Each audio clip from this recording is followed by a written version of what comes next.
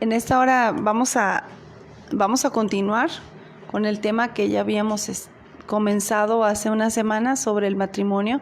Hoy vamos a hablar del tercer pilar, que es el pilar del patrimonio. Ese pilar es muy importante dentro del matrimonio y dentro de la familia. Así que te recuerdo que mi nombre es Margarita Ortiz de Damián. Bienvenidos a este video en vivo que tenemos para ti. Esperamos que esto fortalezca tu matrimonio. Y mi esposo es Zenaido Damián Ramos, pastor de la iglesia Maranata aquí en Bochín, y esperamos que este tiempo sea un tiempo de bendición para todos los matrimonios, todos nuestros amigos y aquellos que nos vayan a sintonizar a través de un buen tiempo. Así es, pues vamos a comenzar repasando un poco, recordando lo que hablábamos hace unas semanas. Hablábamos de algunos pilares dentro del matrimonio. Hablábamos primero del pilar de la unidad sexual, hablábamos de las cuestiones de infidelidad y cuestiones que dañan el matrimonio como la pornografía, etcétera. Decíamos que en las personas de ambos sexos en el matrimonio, pues dentro de la cuestión sexual está la reproducción, y veíamos el peligro de las cuestiones de relaciones sexuales fuera del matrimonio, lo que sería la infidelidad, el peligro de otras formas de sexo no correcto o ilícito y que atacan a nuestras familias. El segundo pilar del que hablábamos era Vimos la familia como una sociedad compuesta precisamente como padre, madre e hijos, de manera que juntos forman la unidad básica social.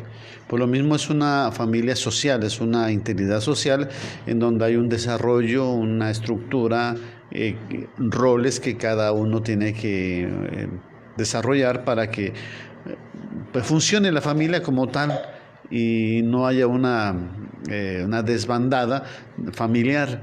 Estamos hablando que esto es básico para la existencia de la sociedad. Y observamos que también se levantan peligros contra la sociedad familiar. el pilar de la sociedad familiar, que hay peligros que quieren desestabilizar a la familia y quieren colocar otras formas de familias, quieren nombrar familia lo que no es, lo que está fuera del diseño original de Dios, y encontrábamos todas estas bases para estos pilares en Génesis. Ahí hablábamos de estas cuestiones.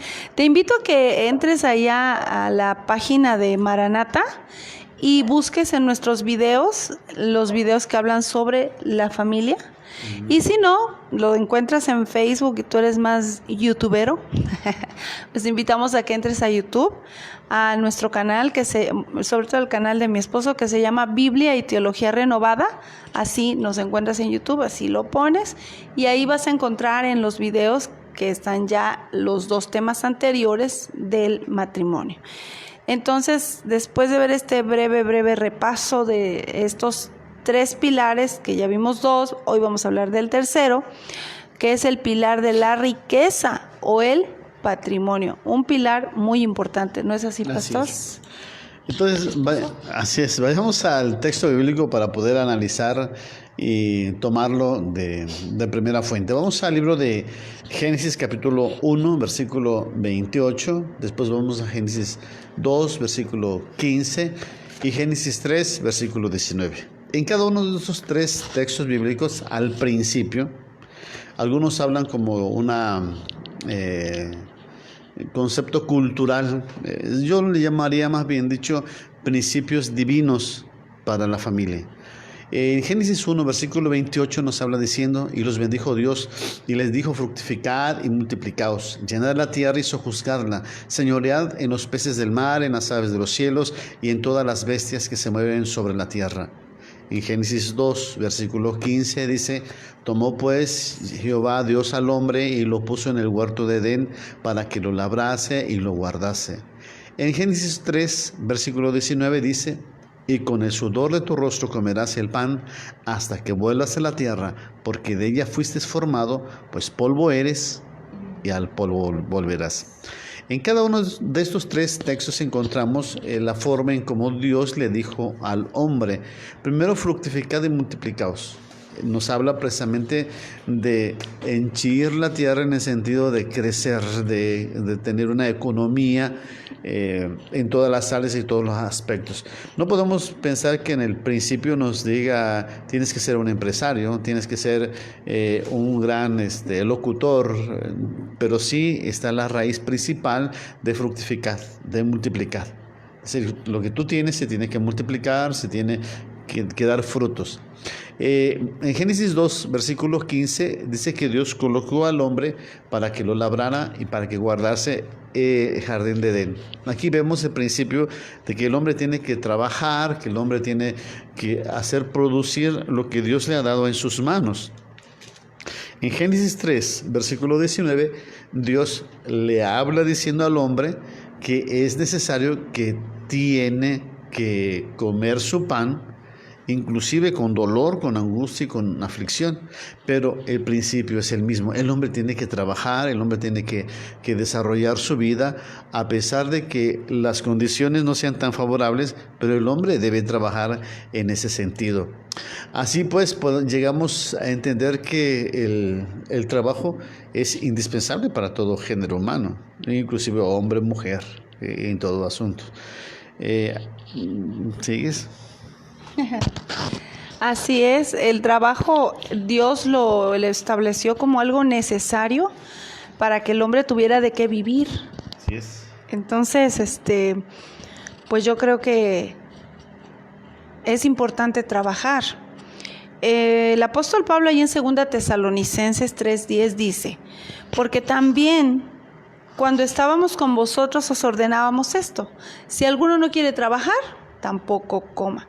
Recuerdo mucho que hace muchos años, haciendo recuerdo de este texto bíblico, veíamos en la calle, en Tuxtla Gutiérrez, vivíamos allá, a una madre soltera, y la veíamos y platicaba con nosotros y nos decía que estaba muy contenta por poder trabajar. Decía, ella había tenido situaciones muy difíciles al haberse divorciado, o más bien su esposo la había abandonado, la había dejado con una pequeñita, y ella pues sufría mucho de la cuestión que no podía trabajar. Su familia tenía como una mentalidad de que ella no trabajara, no dejara a su hijita sola. Sin embargo, ella decía, tengo la necesidad de trabajar, y decía que una vez fue a la iglesia donde ella asistía, y el pastor predicó sobre esto, y leía el pastor este versículo: el que no trabaja, que no coma. Y dice que eso para ella fue lo que dicen, no un rema. Sintió que Dios le habló y dijo: Dios, entonces yo necesito trabajar porque yo no tengo varón y necesito trabajar. Tal vez tú dirás, ay, pues es lógico. Sí, para muchas mujeres o para otras personas será lógico, pero hay personas que aún en estos tiempos están luchando con esa cuestión de que, sobre todo mujeres, que las abandona el marido y no saben qué hacer. Pero Dios dice que es necesario trabajar, y ella como mujer dijo, pues no está mal que yo trabaje, porque si no trabajo, ¿quién sostiene a mi hija? ¿Quién me sostiene a mí? Entonces ella dijo, pues mi Padre Celestial me va a proveer. Y dice que en cuanto creyó ella esa palabra, dice, yo quiero comer, quiero que mi hija coma. Dice que a los pocos días Dios le abrió puertas y consiguió un trabajo, y un buen trabajo, siendo que ella solamente era, creo, tenía hasta la preparatoria. Logró entrar como secretaria en un buen lugar, en una buena empresa. Entonces, cuando tú tomas la palabra de Dios para ti como lo que es palabra de Dios viva, eficaz, toca tu vida y te transforma. Entonces, la palabra de Dios no es de géneros, es que el hombre sí trabaje, que la mujer no trabaje, que la mujer sí trabaje, que el hombre no trabaje. Dentro de todo esto, me gustaría comentar con mi esposo, ¿no? En cuanto al trabajo que dividen, que las mujeres hagan esto, los hombres hagan lo otro. Esto vino a darse a partir del siglo XIX, ¿no? Cuando vino la revolución industrial, se vino el mundo, y la industrialización vino a marcar lo que la mujer puede y lo que la mujer no puede hacer en cuanto al trabajo fuera del hogar. Así es. Cuando en la palabra de Dios no marca esas diferencias nunca en el principio. Él le da el mismo valor al trabajo de la mujer en casa como al trabajo del varón en una empresa, en el campo, en la pesca, tienen el mismo valor. Sin embargo, la humanidad con sus progresos ha querido decir que Dios y que el hombre son los machos opresores. No, no es así. Si tú piensas así dentro de una iglesia, déjame decirte, arrepiéntete, porque Dios no ha hecho esas distinciones. No sé si mi esposo quiere agregar algo más. Pégaste duro, pégaste duro. Sí, lo que pasa es que ha habido una gran diferencia entre el concepto bíblico y el concepto humano, el concepto más que humano, humanista, que está permeando en las iglesias, y tristemente que hay muchas jovencitas que están en la iglesia y son pro aborto también. Hay mujeres que son de tendencia feminista, como las que le llaman feminazi. Pero la Biblia no nos habla de ese término, ni nos habla de un machismo en el concepto vulgar que se le ha tenido al hombre, pero sí a la familia como tal le da un estatus honroso, honorable. Y yo quisiera avanzar en esto, en los textos bíblicos que nos abren o nos dan parteaguas para entender cómo esto se entiende desde la perspectiva bíblica. Por ejemplo, Génesis 30, versículo 30, cuando el patriarca Jacob, después de haber estado con su suegro Labán, la historia de Labán y Jacob es muy divertida, pero a la vez llena de trampas, llena de circunstancias laborales muy desfavorables para uno y para el otro también después. Pero llega un momento de que Jacob está trabajando ya 14 años en la casa de su suegro, 15 años más, 16 años más, y Jacob se presenta a su suegro y le dice, porque poco tenías antes de mi venida y has crecido en gran número, y Jehová te ha bendecido con mi llegada. Y ahora viene la pregunta allá en Génesis 30:30. ¿Cuándo trabajaré también por mi propia casa? El siervo de Dios Jacob entendía que era necesario trabajar, pero también era necesario trabajar para su casa. Es decir, tener lo propio, porque uno puede ser trabajador bueno y uno puede enriquecer al patrón, pero llega un momento en el que, bueno, ¿y a mí cuándo me va a tocar esta oportunidad? Creo que hay un principio bíblico para el emprendimiento, ¿no? Sí. De hecho, Jacob entiende, pues yo he hecho rico a mi suegro, mi trabajo ha sido de calidad, mi trabajo ha sido correcto, ha sido de lo más excelente, y ahora quiero lo mío. Y ya había comprado, por decirlo de una manera u otra, el dote que antiguamente se le daba a las mujeres, porque él había llegado pobre, había llegado sin nada, sin un recurso. Entonces le había dado a Labán a su hija, pero le engañó y le dio otra.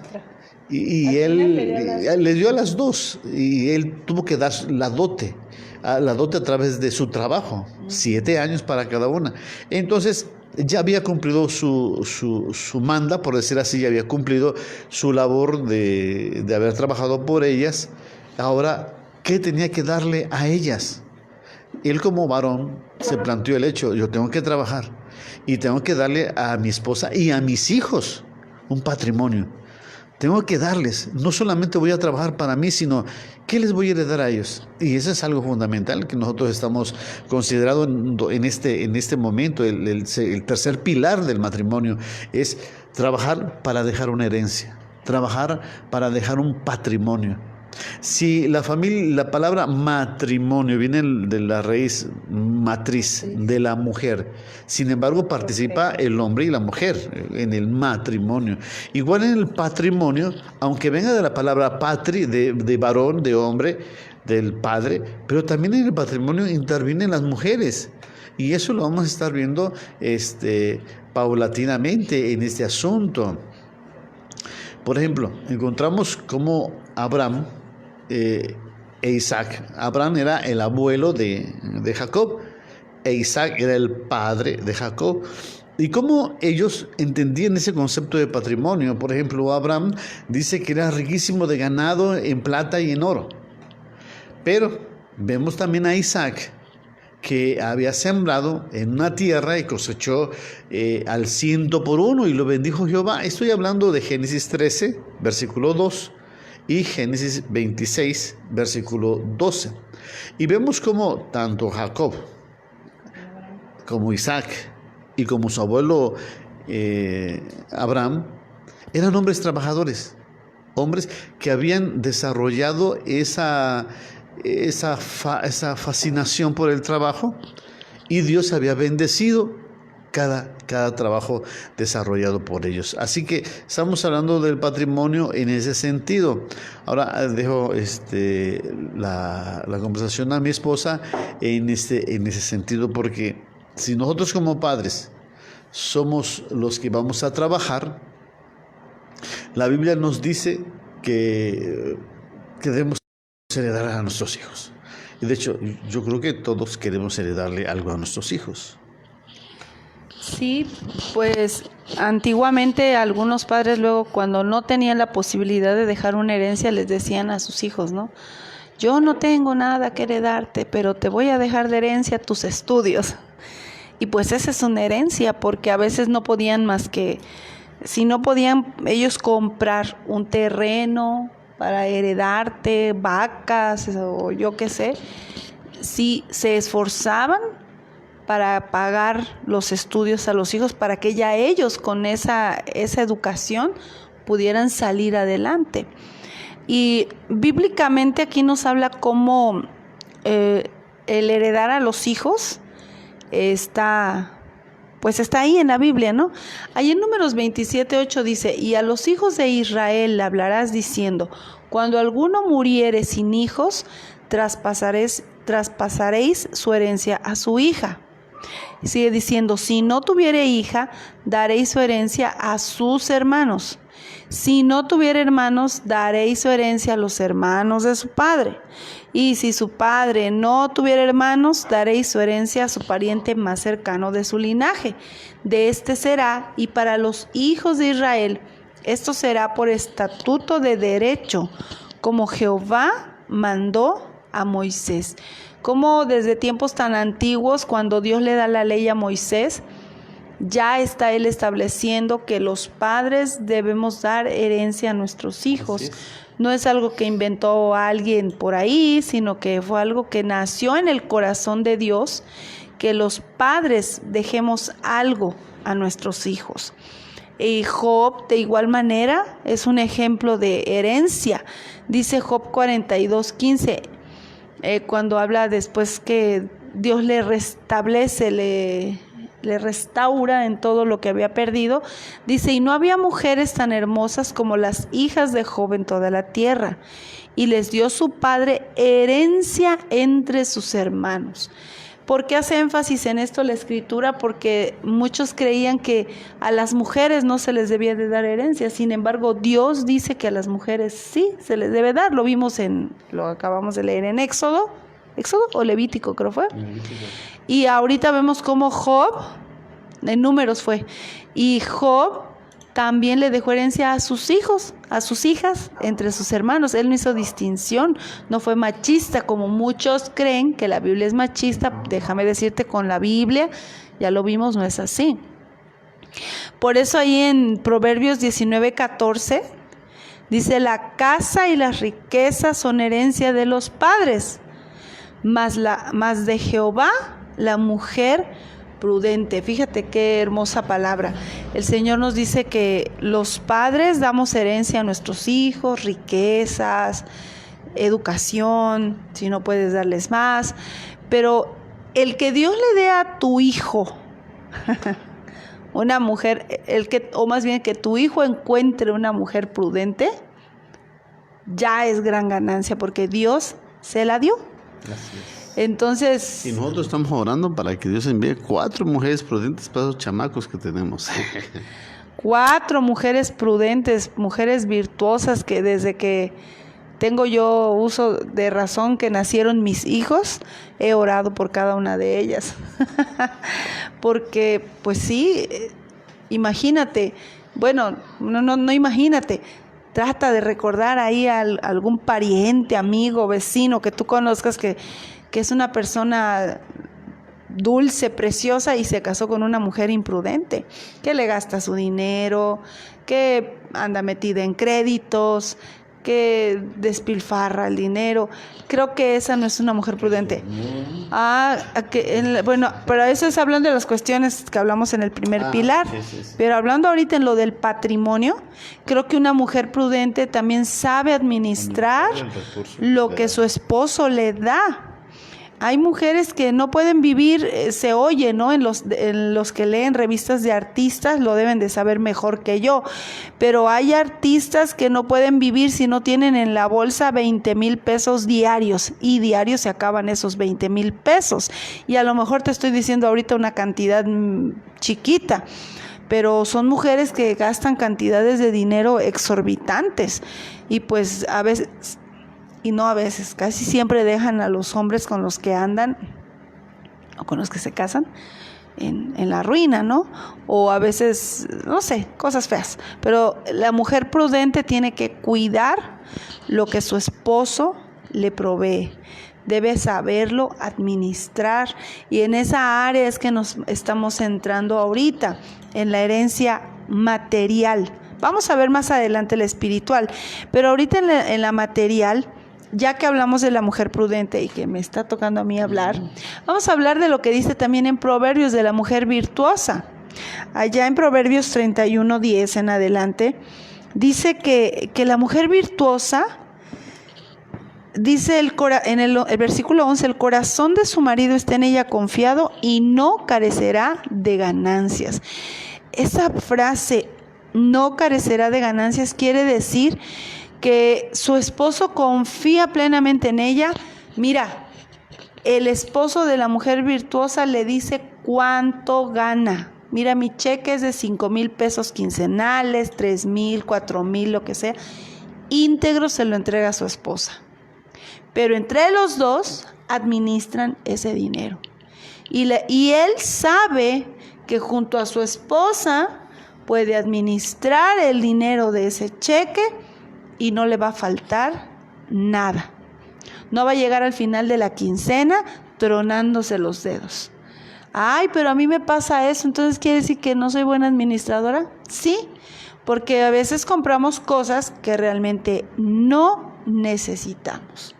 Compramos nuestros gustos, yo quiero esto, pero no priorizamos como mujercitas qué es lo importante, de tal manera que mi esposo confíe en mí. Hay un dicho bien feo en el mundo que dice: a las mujeres ni todo el amor ni todo el dinero. Mentira. Ese es un dicho fuera de la palabra de Dios, fuera del amor de Dios, porque aquí dice que una mujer virtuosa, su esposo confía en ella y él no va a carecer de ganancias. No va a llegar a la quincena rechinando los pies, sino que va al fin, fiado, ¿no? Exactamente, no va a estar pidiendo fiado porque la mujer se acabó el dinero. Yo sé que a veces hay momentos de escasez, en que a veces las cosas suben de precio, ahí viene un ajuste. Se sientan de nuevo los dos y reajustan. ¿Sabes qué? ¿Qué vamos a dejar de comprar? ¿Qué vamos a dejar de hacer? Para que pues este dinero alcance. Y la esposa, cuando llegan a un acuerdo, se somete en el amor de Cristo a la decisión que juntos toman con su esposo. Porque por eso es el matrimonio, para juntos platicar. Así es. Entonces, en esa cuestión de la herencia, la mujer debe saber administrar para que en algún momento ella, dentro del salario de su esposo, le diga: ¿sabes qué? Necesitamos ahorrar. Y él le diga: tienes razón. Y entonces empiecen a tener un ahorro. Cuando son los tiempos de bonanza, la mujer, en lugar de estar pidiendo que quiero mi perfume, que mi ropa de marca, que vamos a pasear aquí, vamos a pasear allá, a gastar en las tiendas, en los restaurantes, no, mujercita. Cuando Dios le dé abundancia a tu esposo, es el tiempo de ahorrar. Siempre recuerda la historia de José, y si no te la sabes ahí en Génesis, búscala y aprende cómo de José debemos ser buenas administradoras. Dentro de la mujer virtuosa, en cuanto a lo económico, también habla en cuanto a la herencia. Fíjate, ella también trabaja con sus manos. La Escritura no prohíbe que la mujer trabaje, pero fíjate, algo que me llama la atención es que la mujer virtuosa trabaja en su casa. ¿Por qué? Porque dice aquí que ella está pendiente de sus hijos. Ella no come su pan de balde porque ella sabe dónde están sus hijos, sabe dónde está su esposo, no porque sea controladora, sino porque la mujer es la cuidadora del hogar. Y recuerda, herencia de Jehová son los hijos. Y si mamá no los cuida mientras papá se va a trabajar al campo, a la empresa, en el negocio, ¿quién entonces va a resguardar a los hijos? Sino la mamá. Así es. Aquí te lo voy a leer, dice que la mujer, está, 27, considera los caminos de su casa y no come el pan de balde. Considera los caminos de su casa, eso es lo que quiere decir. Ella sabe dónde están sus hijos, sabe en qué escuela están, sabe dónde está su marido, a qué hora está su marido trabajando, si su marido requiere si tu esposo es albañil, si tu esposo trabaja en el mercado y a tal hora le tienes que enviar el desayuno, la mujer virtuosa está pendiente de llevarle su desayuno. Si los hijos van a la escuela y tiene que llevarles desayuno, va, se los deja y regresa. No se queda ahí a esperar a que el marido coma, que el niño coma, no. Está pendiente de todo, de todas esas cuestiones, porque los hijos no van a crecer solitos sin mamá. Sin cuidado, el marido tampoco va a estar abandonado. Y al final también, en cuanto a las cuestiones de la heredad, en el versículo 16 dice: considera la heredad y la compra.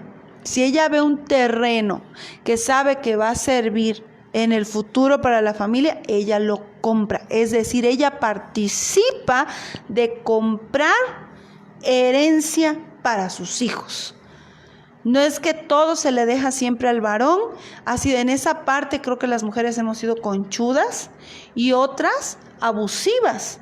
Otras compran para el beneficio propio, pero no pensando en que es para la familia. Ay, compro ese local comercial, pero es para mí, le dice al marido, lo compré para mí, para que yo me compre mis vestidos, para que yo me compre mis zapatos, No es así. Una mujer debe comprar un local comercial, un terreno, lo que sea que haya tenido en mente y tenga el dinero, pero para dejar herencia a sus hijos, no solamente para su propio deleite. Si en algún momento el usufructo de esa herencia te beneficia a ti, qué bueno, pero debe ser por el beneficio de la familia completa. Hasta ahí creo que puedo hablar en cuanto a la mujer virtuosa y en cuanto a la herencia, cómo las mujeres debemos contribuir junto con nuestros esposos para tener herencia. No te espantes ni digas: ay, la hermana, qué dura, yo lo he hecho mal y ahora me está condenando. No te condeno, no soy quien, pero creo que la palabra de Dios en este momento, si nos da un latigazo, nos da un coscorronazo, pues es tiempo de arrepentirnos. Si sientes la llamada de atención, bendito sea Dios, eres hija de Dios. Dice que Dios al que ama, reprende, corrige. Entonces es tiempo de corregirnos para dejar buena herencia física o material a nuestros hijos en esta tierra. Gracias. Adelante, esposo mío. Bueno, ya que mi esposa habló de la herencia física, material, debemos recordar que tenemos una herencia espiritual. En ese sentido quiero ser un poco espiritual, irme al cielo. No, pero la Biblia nos habla diciendo, por ejemplo en Hebreos 1 versículo 2, hablando de Jesucristo y del Padre, de lo que sería el sentido espiritual. Dice Hebreos 1 versículo 2, en esos postreros tiempos, los postreros días, nos ha hablado por su Hijo, por el Hijo, a quien constituyó heredero de todo y por quien asimismo hizo el universo. Jesús es el heredero. Y cuando nosotros nos hacemos cristianos, aceptamos a Jesucristo como nuestro Señor y creemos que Jesucristo murió por nosotros en la cruz del Calvario, entonces a nosotros nos da el derecho, Dios, de ser hijos suyos. Y al ser hijos suyos, entonces empieza lo que dice Romanos capítulo 8, versículo 17. Y si hijos, también herederos y coherederos de Dios y coherederos con Cristo. Y añade, si es que padecemos juntamente con Él, para que juntamente con Él seamos glorificados. Cuando nosotros aceptamos a Jesucristo como nuestro Señor y Salvador, entendemos que somos parte de esa herencia que Dios ha dado a toda la humanidad. Entonces, en ese sentido podemos entender que Jesucristo, cuando era pues acusado, golpeado por los que blasfemaban contra él, él les decía, yo y mi Padre somos uno. Y se enojaban, se molestaban. ¿Y cómo te atreves tú a decir que tú eres hijo de Dios? Etcétera, etcétera. Pero Jesús le contestaba, es que como yo soy heredero, yo trabajo. Yo tengo que trabajar porque mi Padre también trabaja. Juan 5, versículo 17, habla diciendo, Jesús le respondía diciendo, mi Padre hasta ahora trabaja y yo trabajo. O sea, del trabajo que hace mi Padre yo también participo. Y por lo mismo tenía parte en esa herencia que Dios le había preparado para su hijo, y él estaba trabajando en ese mismo concepto. Y el apóstol Pablo entendía ese concepto, porque el Padre había trabajado y había puesto una herencia a la disposición del Hijo. Uh-huh. Entonces, y el Hijo también correspondía a esa labor que el Padre ya había preparado para que el Hijo entrara también en esa labor. El apóstol Pablo, diciendo allá a los Corintios acerca de que iba a llegar el apóstol Pablo a visitarlos, y iba a llegar por tercera vez, y que él no quería ser gravosos con ellos porque no buscaba lo suyo, sino a ellos como persona. Añade estas palabras en 2 Corintios capítulo 12, versículo 14, pues no deben atesorar los hijos para los padres, sino los padres para los hijos.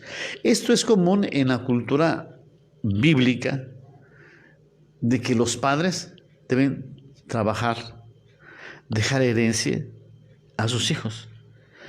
Y al referirme de padres, no estoy refiriendo solamente al varón, sino también a la mujer. Tanto el hombre como la mujer deben atesorar para su hijo. Jesús vino a este mundo porque Dios había preparado ya todo, el Padre. Y el Hijo vino a ejecutar el mandamiento del Padre. Entonces, todo ese concepto ya estaba en el concepto bíblico. Proverbios 13, versículo 22 dice, el bueno dejará herederos a los hijos de sus hijos. El bueno, el hombre que conoce, que sabe de la palabra de Dios y su corazón es bueno, va a tener herencia y se lo va a dar a sus hijos y a los hijos de sus hijos. Y eso ya lo sabían la gente que vivía en el concepto bíblico, en el concepto del Nuevo Testamento, de tal manera que cuando Jesús dio una parábola acerca del padre de familia que envió a su hijo a recoger los frutos del viñedo, vaya en Lucas capítulo 20, versículo 14, dice que los labradores, cuando vieron que venía el hijo, dijo, este es el heredero, venid, matémoslo para que la heredad sea nuestra. Entonces hay un concepto de heredad, un concepto de herencia que iba a ser traspasado del padre al hijo. Entonces esto es algo fundamental, es algo... Y hablamos del patrimonio, hablamos de la herencia, hablamos de la riqueza, que los padres, así como familia, debemos tener una unidad sexual como esposo, pero también tenemos que tener una unidad social. También debemos entender que el trabajo es parte de la familia. ¿Cómo podemos realizar nuestro patrimonio personal? Según las Escrituras, el patrimonio personal puede ser mediante el trabajo diligente, responsable y competente. Toda aquella persona, todo aquel hombre, toda aquella mujer que participa de esos trabajos, lo debe hacer de una manera, un trabajo diligente, responsable y competente. No importa qué tipo de trabajo tú hagas, pero el trabajo lo debes hacer diligentemente. Si haces tamales, hazlos bien. Cocidos, aunque sea. ¿Qué pasó? ¿Qué pasó? Cuenta, a ver, cuenta. Es que hoy compré tamalitos y platicaba una vecina mientras compraba también sus tamales que le tocó comprar los tamales a una persona que nunca le había comprado y que se llevó la triste sorpresa de que cuando abrieron sus tamalitos, ya ellos con el hambre, a todo lo que daba, solamente las esquinas de los tamales cocidos y todo por dentro estaba crudo. Entonces dicen, no, pues ya ni volverles a comprar. Y ciertamente, si tú no haces bien tu trabajo, nadie te va a volver a contratar. Seas maestro, seas arquitecto, seas otro tipo de profesionista, seas albañil, seas jardinero, seas agricultor, seas electricista, seas plomero, siempre tienes que hacer tu trabajo de manera diligente, porque eso va a traer bendición para tu vida, para que puedas dejarle herencia a tus hijos, a tu familia. Y dentro de tu buen trabajo, también dentro de la herencia, se habla que dejamos un buen nombre.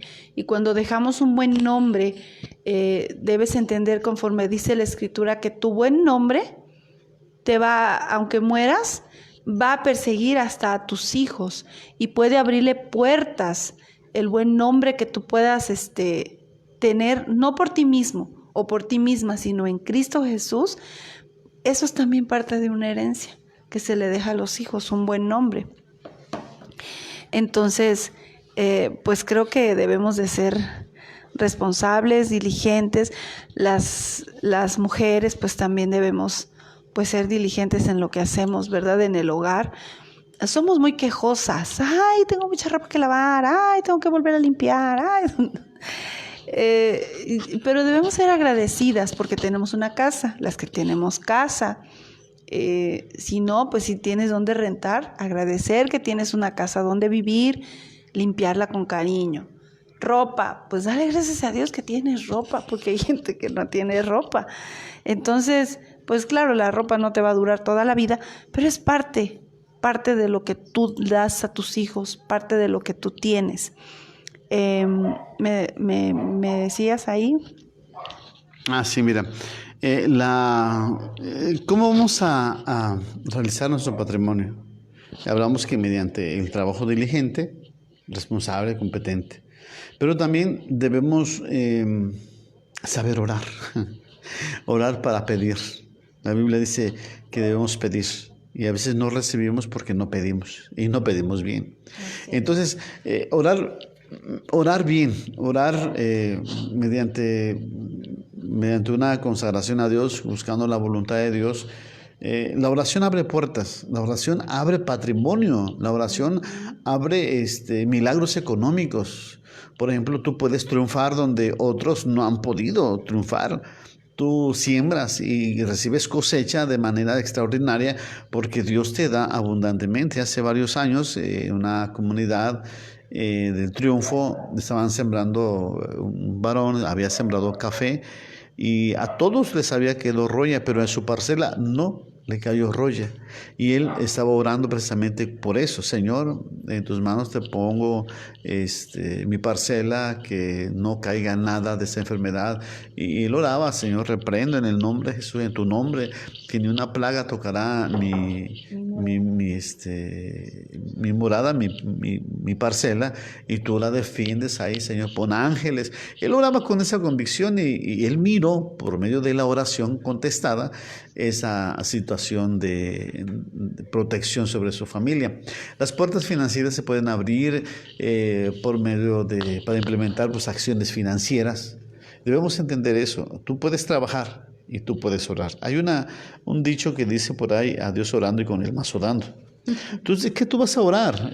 Tú debes estar 100% seguro de que Dios te va a contestar la oración que tú estás haciendo, porque eso se trata de fe. Pero que también tú debes hacer tu 100%, no porque Dios haya prometido que te va a contestar la oración, tú te vas a poner en la hamaca. O sea, eso es completamente que no es así, sino que tú como cristiano, como hijo de Dios, debes orar, pero trabajar en este asunto como tal, ¿no? Si más conoces cuál es la buena voluntad de Dios. Ahora, hablamos hace ratos, mi esposa habló sobre la mujer, sobre el ahorro, y debemos entender eso, ¿no? De que tú trabajas diligentemente. Tú oras a Dios, le pides a Dios su bendición para que no falte nada, para que las puertas del cielo se abran y se derramen bendiciones sobre tu vida. Y debemos entender eso, tú debes aprender a ser agradecido, orar a Dios, bendecir con tu oración, con tu ofrenda, con tus diezmos respectivos, porque muchos dicen, ay, es que no tiene nada que ver el diezmo y la ofrenda con eso. Sí tiene que ver. Porque la Biblia dice que Dios bendice, Dios ama al dador alegre. Y el que diezma, el que ofrenda, Señor, Dios mira su corazón y que Él da el poder para hacer riqueza. Entre más apegados estemos con el Señor Dios Todopoderoso, creo que las bendiciones siguen y seguirán. Ahora, ¿cómo vamos a tener patrimonio? Ahorrando. Mi esposa había dicho, el ahorro es fundamental. Muchos dicen, es que ¿para qué voy a ahorrar? Yo para eso tengo fe. Déjame decirte que Dios nos permite y nos da la capacidad de ahorrar. Mira, si fuéramos despilfarradores, no tendríamos el ejemplo de José, al cual Dios derramó sobre su vida una misión de salvar a la humanidad mediante una estrategia de ahorro. Sabiendo lo que iba a venir, ya él planeó, él tuvo una administración eficaz en ese asunto. No solamente él, sino que el rey David, cuando Dios le pidió la construcción del templo, él había acumulado una gran cantidad de riquezas para que su hijo Salomón no tuviera que estar recogiendo más recursos para la edificación del templo, porque ya estaba todo destinado. De la misma manera, nosotros somos llamados a tener un ahorro constante, un ahorro de tal manera que sea efectivo. Hace años, pues nosotros no teníamos la costumbre de ahorrar. Y nos veíamos apurados del pago de la luz, veníamos arrastrando que se nos acabó el gas y de dónde vamos a sacar recursos. Viene el pago de la luz porque nos viene algo caro el recibo de luz. Y no teníamos esa estrategia de ahorros, planear para que pues, ya viene una Navidad y queremos estrenar ropa nueva. Nuestros hijos necesitan pues algunas cuestiones y no tenemos. Y tuvimos que aprender a la mala que era necesario tener un ahorro. Y estamos aprendiendo constantemente. Otro aspecto es adquirir bienes no depreciables. ¿Quieres hablar sobre ello? Y con eso ya vamos a terminar. Es decir, son los bienes que no van a sufrir de un deterioro, y que con el tiempo van a perder su valor, sino que a través del tiempo van a adquirir mayor valor o van a mantener su valor, así como la compra de terrenos, oro, obras de arte, entre otras. Fíjate que eso es muy curioso. Estábamos leyendo con mi esposo que unos millonarios de Italia, ¿verdad? O de Francia, de Italia. Ellos son muy ricos. Por generaciones han sido una familia millonaria y nunca han perdido su fortuna. Le preguntaban a un último descendiente de esa familia cómo es que han logrado mantener su fortuna, si ha habido momentos difíciles en la historia de la humanidad, donde ellos ya deberían de estar pobres, ¿no? Entre esos, las guerras mundiales.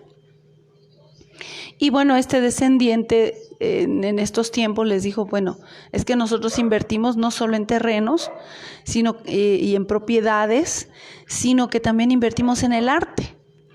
Y cuando vienen los tiempos de crisis, pues primero echamos mano de los terrenos. ¿Del efectivo? Tiene 3 efectivos. Bueno, los secretos de ellos es que ellos guardan efectivo, guardan terrenos, compran terrenos y, oro y obras de arte, ¿no? Entonces, cuando viene una crisis, pues primero echan mano del efectivo, pero cuando el efectivo ya empieza a disminuir, entonces echan mano de los terrenos o de las propiedades que tienen empresas y ni modo, las tienen que vender porque necesitan mantenerse a flote. Y dicen que cuando ya las propiedades ya se están acabando y ahora ¿de dónde agarramos? Entonces vienen las obras de arte que las pueden ellos vender y de ahí salir a flote. Pero dice que muy pocas veces han llegado al punto número 3 de empezar a vender sus obras de arte o el oro que por generaciones ha estado en la familia. Entonces a veces decimos, no, ¿para qué queremos oro? Y la mayoría de la gente ha devaluado tanto el tener oro en su casa, que ¿por qué crees que los de las casas de empeño se están haciendo millonarios? Porque van por tu oro. Y tú lo que haces, hay una necesidad. ¿No? Presta prenda. El presta prenda. Y no les vamos a decir cuáles, ni les vamos a dar ideas. Y si ya están prendados ahí, pues despréndanse. Pero, pues mi anillo de casado, pues ¿para qué lo quiero? Ya está, o muchos ya ni me queda. Lo voy a llevar al empeño. No, guárdalo porque no sabes en qué momento puede venir una crisis tan terrible, que ya están viniendo muchas crisis y muchos ya no tienen su oro. Muchos ya lo dejaron en las casas de empeño y pues, ¿qué te puedo decir? Pues ya no las recuperaron. Pero debemos pedirle al Señor que nos dé mucha sabiduría, hablando a las mujeres, para que podamos ayudar a nuestros esposos y tener un patrimonio, tener una heredad, una herencia para dejar a nuestros hijos. Es muy difícil que estemos pues viviendo, pues a lo mejor no queremos ser ricos, pero y tú dirás, ay hermana, ¿usted qué? ¿De cuál tomó? ¿Eso que está tomando qué es? Pues es café bien cargadito de Chiapas. Pero lo que Dios quiere es que le dejemos herencia a nuestros hijos. Mira, esta herencia de la palabra de Dios la tenemos gracias a la Reforma.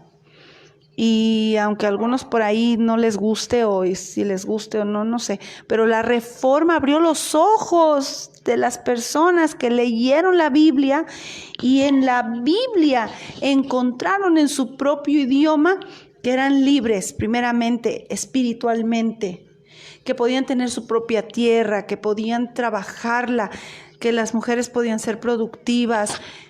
Y bueno, Europa se levantó bajo la bandera de Jesucristo, a diferencia de muchos países latinoamericanos que se levantaron con la bandera de la idolatría. Y date cuenta, bueno, obviamente Europa, con los años las personas, por lo mismo que la palabra de Dios te hace libre y te ayuda a pensar y a reflexionar, muchos en ese reflexionar se volvieron locos y se apartaron del Señor. Pero esa fue decisión de ellos.